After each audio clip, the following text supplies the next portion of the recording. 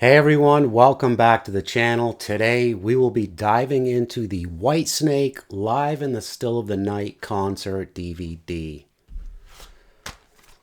So I have the special collector's edition version of this DVD that also includes a CD with 10 songs from the same concert. It comes in a nice trifold cardboard digipack that also includes a 16-page booklet featuring a ton of great band photos, the set list, and credits. But most of the photos have an effect on them that make them look more like paintings for some reason. But it does come with a nice thick cardboard slipcase as well. Very nice package. So Whitesnake has always been a revolving door of musicians supporting band founder and frontman David Coverdale. Live in the Still of the Night is certainly no different, finding Coverdale again surrounded by 5 hired guns who really breathed new life into a band that was unceremoniously left for dead nearly 30 years ago. Back in 1997, Coverdale attempted a comeback with his slip-of-the-tongue guitar ace Adrian Vandenberg, but the resulting 2 albums failed to really make much of an impact. This all-star lineup of Doug Aldrich and Reb Beach on guitars, Marco Mendoza on bass, Tommy Aldridge on drums, and Timothy Drury on keyboards were arguably his best band yet. And they certainly had the muscle to resurrect this blues rock dinosaur at a time when most of these nu metal and pop punk bands of the early 2000s kind of needed to be stomped into the ground just a little.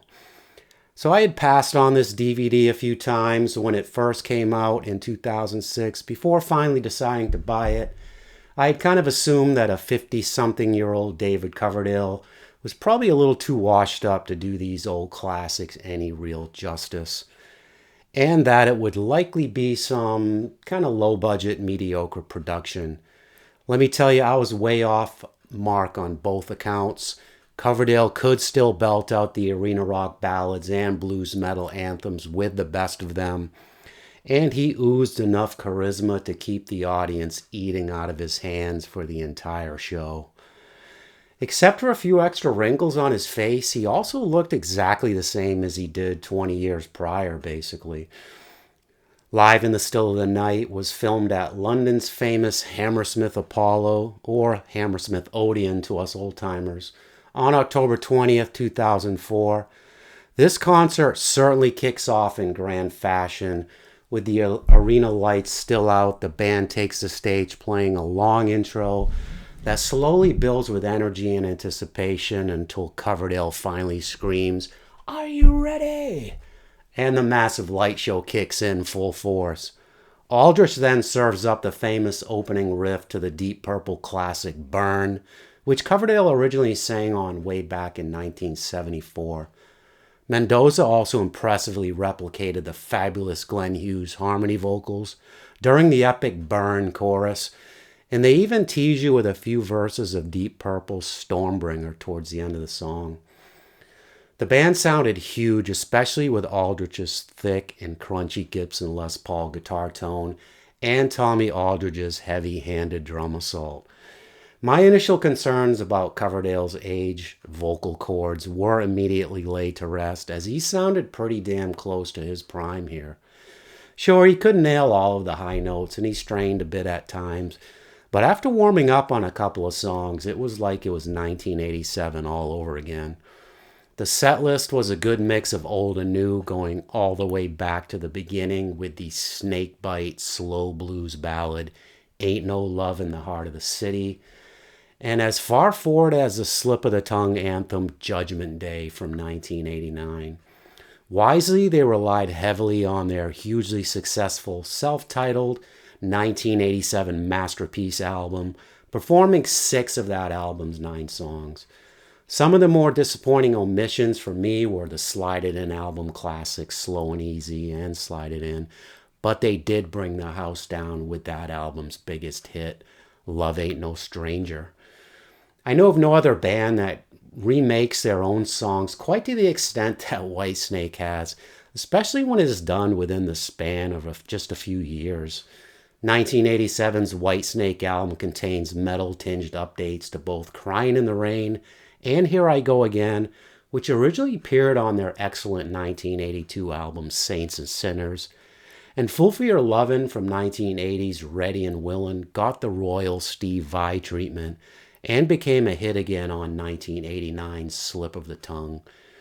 Each of these killer tunes were performed this night, and they definitely received the heavier updated treatment from Aldrich and Beach. I was especially interested to see how these two guys could handle the twin guitar duties in this band, as their styles are quite different. Aldrich is clearly from the older Jimmy Page and Gary Moore school of blues-based rock guitar. He even has a 58 reissue Gibson Les Paul that he persuaded Jimmy Page to scratch his initials into with a fork, for Christ's sakes. Beach is more from the 80s Van Halen and Steve Vai school of flashy shred guitar, but he can still do it all, believe me. Coverdale has clearly given Aldrich the spotlight in this band, as he takes the majority of the guitar solos here, and even gets two full songs, Blues from Mylene and Snake Dance, which were essentially his extended solo vehicles. Beach does add some excellent rhythm guitar and the occasional colorful solo, but was much less in the spotlight. The technical aspects of this DVD were quite impressive too. The DVD contains a whopping 4 different audio tracks, Dolby Digital Stereo and 5.1 surround, DTS 5.1 surround, and the new at the time SRS Circle Surround 5.1 technology.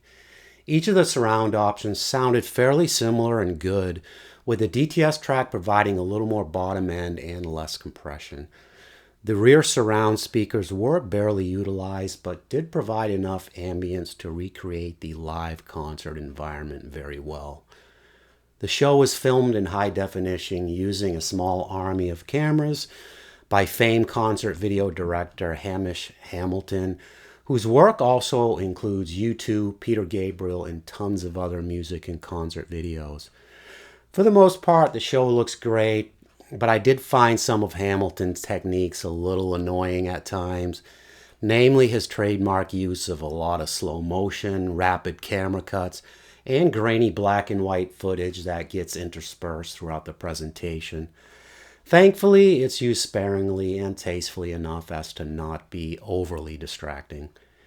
A 14-minute documentary and a picture slideshow were the only extra features included. The set list shown here featured 16 songs, and the concert runtime was 103 minutes. As for my ratings of this concert DVD, my overall production rating is an 8 out of 10. And my overall performance rating is a 9 out of 10. So, Live in the Still of the Night was the start of a 21st century renaissance of sorts for Whitesnake, as they continued to tour regularly, put out even more concert videos, and even released 3 very good albums of new material in that time. I saw them in 2016 at the Fillmore in Silver Spring, Maryland, right after Joel Hoekstra took over for Doug Aldrich on lead guitar, and I still consider it to be one of the best large club concerts I've ever seen. Coverdale was still larger than life up there on stage, believe me. Definitely pick this one up while you still can, all you Whitesnake fans. Alright, that's it for me today. Let me know your thoughts on Whitesnake's Live in the Still of the Night in the comments, and don't forget to like and subscribe. Please also hit up those Amazon links below to support the channel and grab some of the DVDs and CDs I mentioned in the review. Thanks, and catch you next time.